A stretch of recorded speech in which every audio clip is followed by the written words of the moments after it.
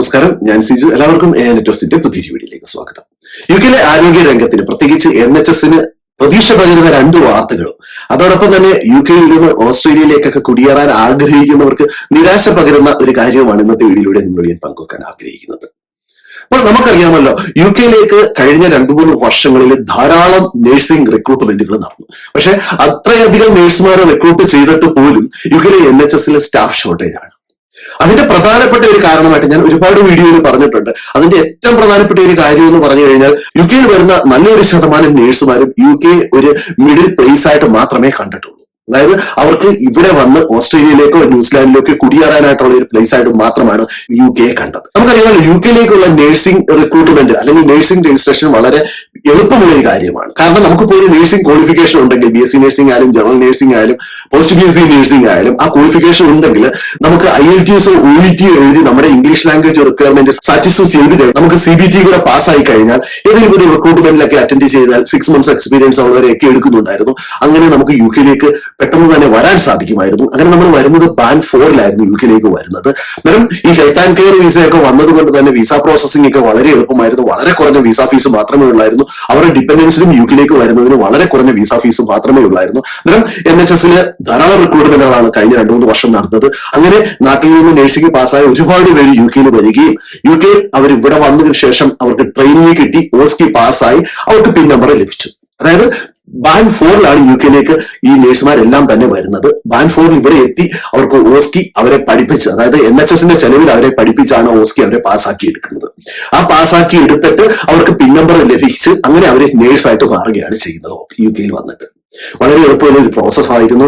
നമുക്ക് ഇതിനുള്ള ചെലവ് മൊത്തം, ഇതിന് ചെലവാകുന്ന ക്യാഷ് മൊത്തം നമുക്ക് NHS റീഫണ്ട് ചെയ്തു തരുന്നുണ്ടായിരുന്നു. അതായത് IELTS എഴുതുന്നത്, CBTയുടേത്, നമ്മുടെ OSCEക്ക് വേണ്ടിയുള്ള ഫണ്ട്, OSCEയുടെ ട്രെയിനിങ് ഫണ്ട്, പിന്നെ നമ്മൾ ട്രാവൽ ചെയ്തേണ്ടത്, നമ്മുടെ ഫ്ലൈറ്റ് ടിക്കറ്റ്, നമ്മുടെ അക്കോമഡേഷൻ, ഇതെല്ലാം ഉൾപ്പെടുത്തി ഏകദേശം 10,000-ഓളം പൗണ്ടാണ് ഒരു നേഴ്സിന് വേണ്ടി NHS ചെലവാക്കിക്കൊണ്ടിരുന്നത്. അങ്ങനെ NHSലേക്ക് ഇന്ത്യ തുടങ്ങിയ രാജ്യങ്ങളിൽ നിന്ന് വന്ന നേഴ്സുമാര് അവരുടെ ഒരു രീതി എന്ന് പറഞ്ഞു കഴിഞ്ഞാൽ, UK ഒരു മിഡിൽ പ്ലേസ് ആയിട്ട് കണ്ടിട്ട് UKയിൽ നിന്ന് ന്യൂസിലാൻഡിലേക്കുള്ള രജിസ്ട്രേഷന്റെ കാര്യങ്ങൾ സാറ്റിസ്ഫൈ ആകുമ്പോൾ, അതായത് UKയിൽ വന്ന് ഇവിടുത്തെ NMC രജിസ്ട്രേഷൻ കഴിഞ്ഞാൽ 1800 മണിക്കൂർ ഇവിടെ വർക്ക് ചെയ്ത് കഴിഞ്ഞാൽ അവർക്ക് ന്യൂസിലാൻഡ് രജിസ്ട്രേഷൻ സ്ട്രെയിറ്റ് ചെയ്യാനൊക്കെ ഒരു ഓപ്ഷൻ ഉണ്ടായിരുന്നു.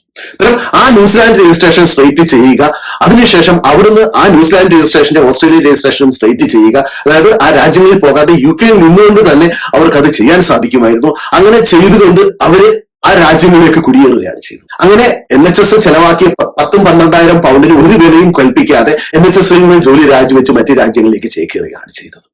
ഇത് NHSനെ സംബന്ധിച്ചോളം വളരെ നഷ്ടമുള്ള ഒരു കാര്യമായിരുന്നു. കാരണം അവർക്ക് ഏറ്റവും പ്രധാനപ്പെട്ട പ്രശ്നം അവർ നേരിട്ടതെന്ന് പറഞ്ഞു കഴിഞ്ഞാൽ, ഇവരെ കൊണ്ടുവന്നു ട്രെയിൻ ചെയ്തു, ഇവരെ സ്റ്റാഫായിട്ട് ഇവരെ വർക്ക് ചെയ്ത് കഴിയുമ്പോൾ ഇവർ പെട്ടെന്ന് വിട്ടുപോകുമ്പോൾ ഇവർക്ക് വീണ്ടും പെട്ടെന്ന് ഒരു റിക്രൂട്ട്മെന്റിനുള്ള ഫണ്ട് അലോക്കേറ്റ് ആകുകയില്ല. കാരണം ഇവർ ഓൾറെഡി ഇവർ ഫണ്ട് യൂസ് ചെയ്ത് കഴിഞ്ഞു. അന്നേരം ഇതൊരു വലിയ പ്രശ്നമായിട്ട് ഇവിടുത്തെ NHS നേരിട്ട് വന്നിരിക്കുകയാണ്. അന്നേരം ഇപ്പോൾ വന്ന പുതിയ നിയമമാറ്റം എന്ന് പറഞ്ഞു കഴിഞ്ഞാൽ, ന്യൂസിലാൻഡ് അവിടുത്തെ നഴ്സിംഗ് രജിസ്ട്രേഷൻ നിയമങ്ങളിൽ മാറ്റങ്ങൾ വരുത്തി. അതായത് നേരത്തെ UKയിലെ രജിസ്ട്രേഷൻ ഉണ്ട്, ഇവിടെ 1800 മണിക്കൂർ ജോലി ചെയ്തിട്ടുണ്ടെങ്കിൽ അവർക്ക് ഡയറക്റ്റ് ന്യൂസിലാൻഡ് രജിസ്ട്രേഷൻ കിട്ടുമായിരുന്നു. ഇപ്പോൾ ന്യൂസിലാൻഡ് ആ രജിസ്ട്രേഷൻ രീതി മാറ്റിയിരിക്കുകയാണ്.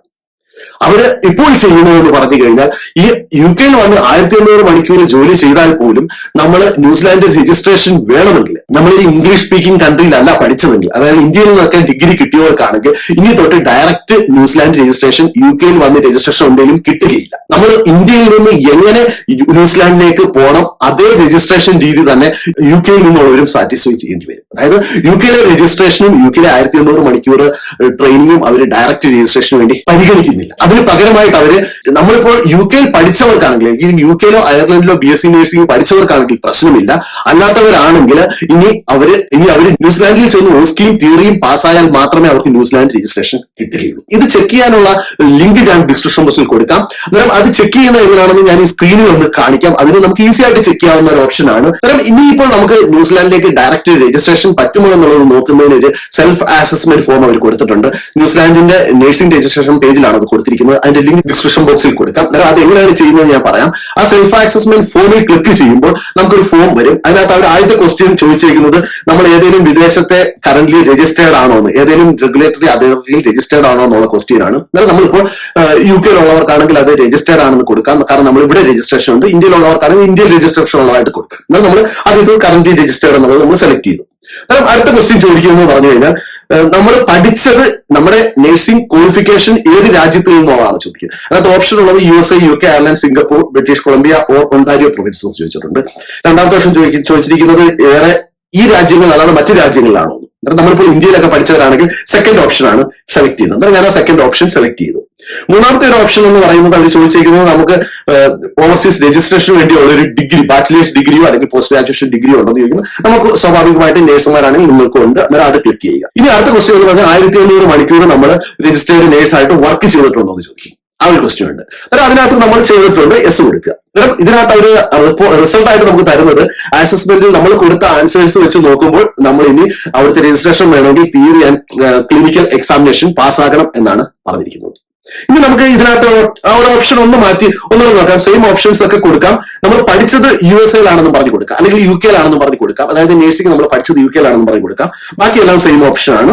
എന്നാലും നമുക്ക് കിട്ടുന്ന ആൻസർ എന്ന് പറഞ്ഞു കഴിഞ്ഞാൽ നമുക്ക് ആ ഒരു അസസ്മെന്റ് പാസ്സാകേണ്ട, അവിടെ പോയി പാസ്സാകേണ്ട, നമുക്ക് ഡയറക്റ്റ് രജിസ്ട്രേഷൻ കിട്ടുമെന്ന്. അന്നേരം നമുക്ക് മനസ്സിലാക്കാൻ പറ്റുന്ന കാര്യം എന്ന് പറഞ്ഞു കഴിഞ്ഞാൽ ഇനി ന്യൂസിലാൻഡിലേക്ക് നമ്മൾ പോകണമെങ്കിൽ, നമ്മൾ UK യിൽ നിന്ന് പോകണമെങ്കിലും ഇന്ത്യയിൽ നിന്ന് പോകണമെങ്കിലും സെയിം പ്രോസസ്സാണ്.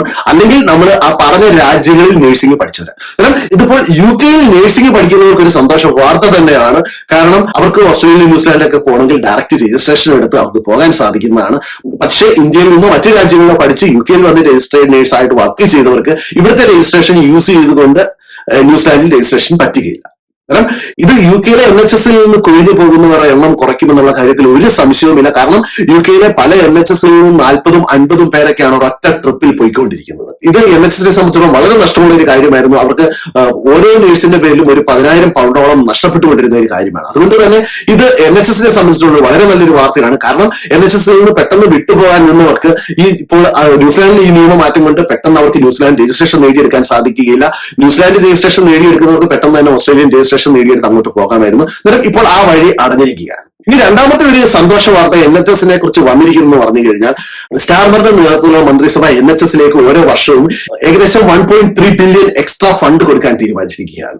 അത് NHSനെ സംബന്ധിച്ചിടത്തോളം വളരെ നല്ലൊരു കാര്യമാണ്. കാരണം ഇവർക്ക് ഈ ഫണ്ട് ഉപയോഗിച്ച് കൂടുതൽ റിക്രൂട്ട്മെന്റ്സ് നടത്താൻ സാധിക്കുന്നതാണ്.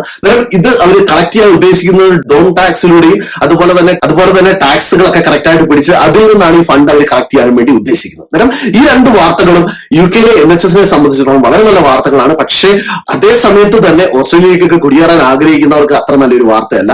പിന്നെ ഇതൊരു നല്ല അവസരമാണ് ഇന്ത്യക്കാർക്ക്, ന്യൂസിലാൻഡിലേക്ക് കുടിയേറാൻ ആഗ്രഹിക്കുന്നവർക്ക് നല്ലൊരു അവസരമാണ്. കാരണം നേരത്തെ UK യിൽ നിന്ന് ഈ ന്യൂസിലാൻഡ് രജിസ്ട്രേഷൻ എടുത്ത് അങ്ങോട്ട് പോകും, അവിടുന്ന് പെട്ടെന്ന് ഓസ്ട്രേലിയയിലേക്ക് പോകും. അന്നേരം ഉള്ള പ്രശ്നം എന്ന് പറഞ്ഞു കഴിഞ്ഞാൽ ന്യൂസിലാൻഡിലും UK യിലും ഈ നഴ്സുമാരുടെ ഷോർട്ടേജ് വരും. അപ്പോൾ നിങ്ങൾക്ക് എല്ലാവർക്കും ഈ വീഡിയോ പ്രയോജനപ്പെടുന്നതിനെ പ്രതീക്ഷിക്കുന്നു. നിങ്ങൾക്ക് ഈ വീഡിയോ ഇഷ്ടപ്പെട്ടെങ്കിൽ നിങ്ങളുടെ ഫ്രണ്ട്സിന് ഷെയർ ചെയ്യുക. അതോടൊപ്പം തന്നെ നിങ്ങളുടെ അഭിപ്രായങ്ങളും നിർദ്ദേശങ്ങളും കമന്റ് ചെയ്യുക. അപ്പോൾ മറ്റൊരു വീഡിയോ കാണുന്നവരെ എല്ലാവർക്കും നന്ദി, നമസ്കാരം.